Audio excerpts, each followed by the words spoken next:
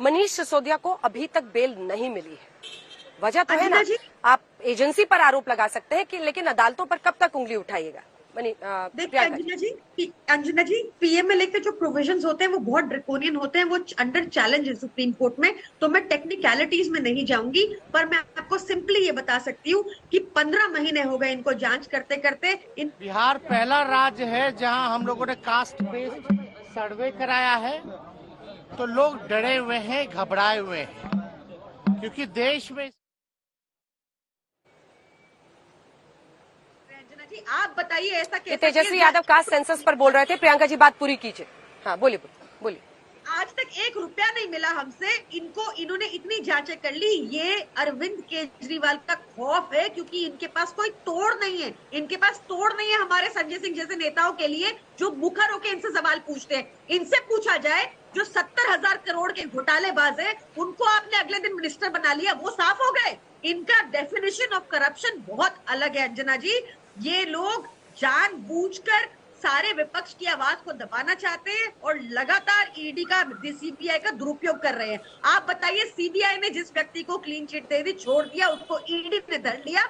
आप देखिए, जिस दिनेश अरोड़ा अप्रूवर की बात कर रहे हैं, पैरा 13 जो यहाँ लॉयर बैठे हैं, उनको बोलिए पढ़े 1 अगस्त की जजमेंट को। उसमें भी लिखा है कि ईडी के टाइम, बेल लेते टाइम ईडी ने, पब्लिक प्रोसिक्यूटर ने कोई ऑब्जेक्शन नहीं उठाया उनकी बेल पे, क्योंकि कुछ है ही नहीं मसला।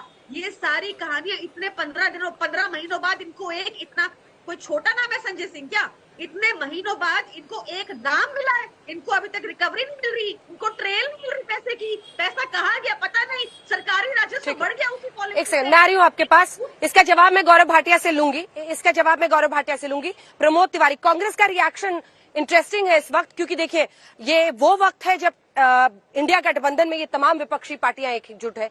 दिल्ली में लेकिन कांग्रेस और आप की फाइट है। ऐसे में कांग्रेस ने अब तक कम से कम जो शराब घोटाला है उस पर आम आदमी पार्टी को घेरा था।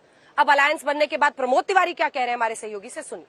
करें, जहां तक सवाल है संजय सिंह का, इंडिया के सदस्य हैं, वो मुखर सदस्य हैं, उनकी गिरफ्तारी की मैं निंदा करता हूं संसद सदस्य के रूप में। पर एक बात समझ में नहीं आती, ये मायाजाल भाजपा का। भोपाल में प्रधानमंत्री जी बोलते हैं कि 70,000 करोड़ का घोटालेबाज अजीत पवार जी का, उनका इशारा, और उसके बाद दूसरे दिन तीसरे दिन वो मंत्री बना दिए जाते हैं, वो भी वित्त मंत्री। अधिकारी जिसके खिलाफ जांच चल रही थी बंगाल में, उसे नेता विरोधी दल। कहाँ है ईडी, कहाँ है सीबीआई, कहाँ है इनकम टैक्स? नारायण राणे, उनको मंत्री पद पे पहुंचा दिया, भारत सरकार का मंत्री। तो जानबूझकर अपनी हार दीवार पर लिखी हुई इबारत को पढ़कर भारतीय जनता पार्टी हताशा और निराशा में ये कुंठाग्रस्त कदम उठा रही है। क्या रिकवरी हुई बताए ना ईडी, कहे ना कि ये रिकवर हुआ। ऐसे तो वो एक एक करके इंडिया के सारे सदस्यों के खिलाफ जो मुखर हैं, जो विरोध कर रहे हैं, करीब मैं ऐसी गिरफ्तारी की निंदा करता हूँ। राजनीतिक तौर पर इस गिरफ्तारी को आप किस तरीके से देख रहे हो? इंडिया या विरोधी दल के नेताओं की एक, जिसको कहते हैं भय और आतंक पैदा करके विरोध की आवाज को दबाने के लिए तमाम नेताओं की गिरफ्तारियां हो रही है, उसी श्रृंखला में एक ये भी। शुक्रिया सर आज तक से बातचीत करने के लिए।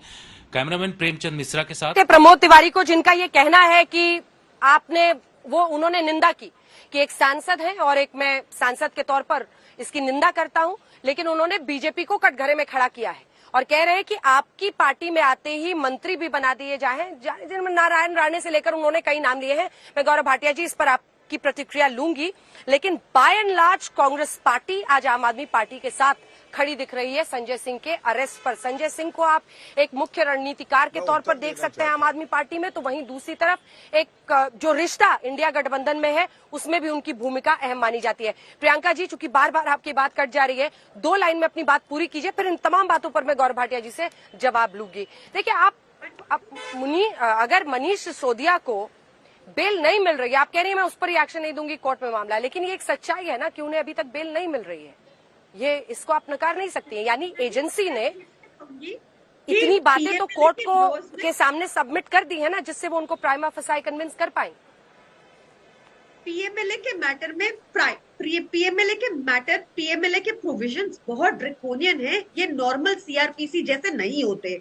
टेक्निकलिटी में जाऊंगी तो बहुत लंबा हो जाएगा, बट आपको सिंपली अगर मैं बताऊं, ये कैसा घोटाला है कि सरकारी राजस्व बढ़ा। ये कैसा घोटाला है कि 15 महीने हो गए और एक चवन्नी नहीं मिल रही। ये कैसा घोटाला है? घोटाला होता है शराब नीति में, जब नकली शराब मिलती है और गुजरात में लोग मर जाते हैं। घोटाला होता है जब हेमंत बिस्वा शर्मा को वाटर स्कैम के घोटाले में बीजेपी पर्चे छापती है, इन्वेस्टिगेशन थम जाती है जब वो बीजेपी में जुड़ जाते हैं। घोटाला वो है जो नारायण राणे ने किया, जिनकी इन्वेस्टिगेशन रुक गई। घोटाला वो है जो अभी अजीत पवार को बोल रहे थे 70,000 करोड़ का घोटालेबाज, और अगले दिन फाइनेंस मिनिस्टर बना लिया। ये घोटाले क्लीन कैसे हुए? कॉमरेड शर्मा को इन्होंने कहा महा घोटालेबाज, उनके चरणों में पड़े। प्रियंका जी, इसी पर जल्दी से गौरव भाटिया से जवाब ले लेते हैं आपके इन तमाम आरोपों पर, क्योंकि एक बार फिर गौरव भाटिया जी, उस वॉशिंग मशीन का जिक्र आ गया है जिसमें आपकी पार्टी में शामिल होने के बाद ऐसे भ्रष्टाचार के गंभीर आरोप वाले भी मंत्री तक बन जाते हैं। कांग्रेस से लेकर आम आदमी पार्टी आज एक सुर में ऐसे नेताओं की पूरी गिनती आपके सामने रख रही। गौरव जी।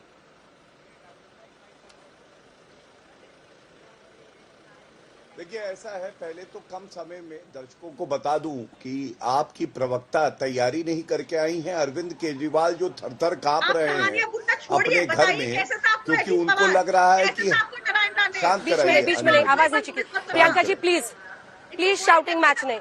मैडम प्लीज, मैंने सुनिश्चित किया आपके बीच में किसी ने नहीं बोला। प्लीज अपनी अपनी बात कीजिए, दर्शक भी नहीं समझ पाते हैं। मैं भी एक तीसरी जगह से कर रही हूँ, दोनों की आवाज आएगी, ऐसे बहस नहीं हो सकती। Please ma'am, I will come to you, wait for your turn. Gaurav ji बात पूरी कीजिए।